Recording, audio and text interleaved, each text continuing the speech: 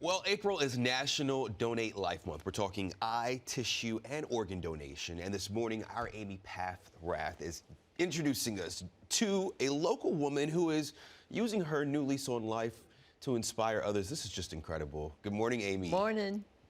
Good morning to you both. When Ava Kaufman received her heart transplant 14 years ago, she dreamt she was underwater and awoke with the heart of a shark. No one understands better than friend and author KB Hill, who helped Ava tell her survival story along with dozens of others in their new book, Shark Heart. Musician CJ Urquhart has a couple of new brothers for life. He bonded with Russell and Ricky on a deeply personal level. The three men just received new hearts. After their transplants, they walked the halls of UCLA together, sometimes singing and moving to salsa music.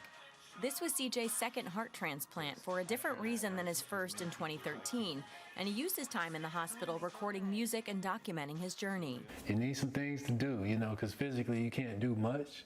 The men are now healing here at Ava's Heart, a nonprofit that goes beyond built-in group therapy. The foundation helps patients access life-saving care by footing the bill for housing near transplant centers. Without these accommodations, patients can't get on the wait list for an organ.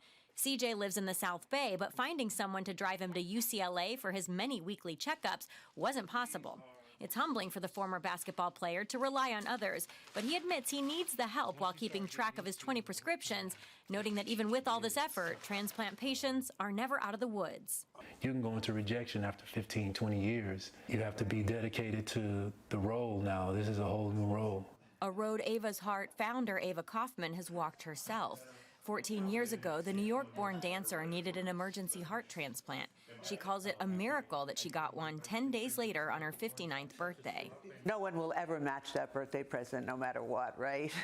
I mean, the gift of life. The 73-year-old learned she had cardiomyopathy, a disease that weakens the muscles, and the same reason CJ needed his first heart.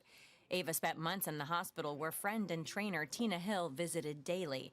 Now the two have detailed Ava's story along with CJ and many others in their new book, Shark Heart. It tells the story of a community, and I don't believe that people can be healed without a community. The women's friendship helped Ava heal, and now she's doing the same for others.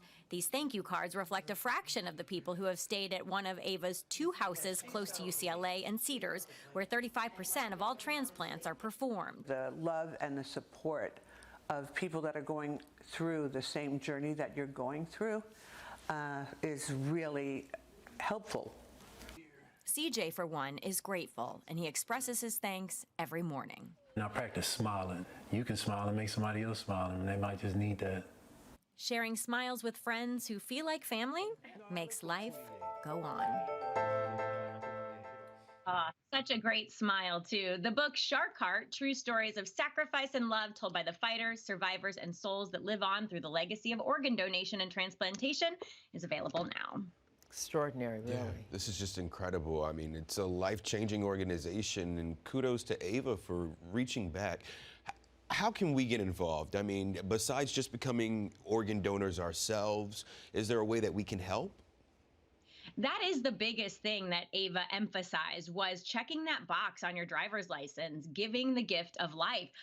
They do a lot to support donor families as well as those who are getting transplants as well by providing that housing close to those transplant facilities. But the donor families need help with burial expenses as well. Without the donor, there is no life. So they say that simple fix is check that box, donate life, and register to become an organ donor, because that makes a huge impact, as only 2% of organs are actually viable for transplantation. So that's the biggest thing we can all do.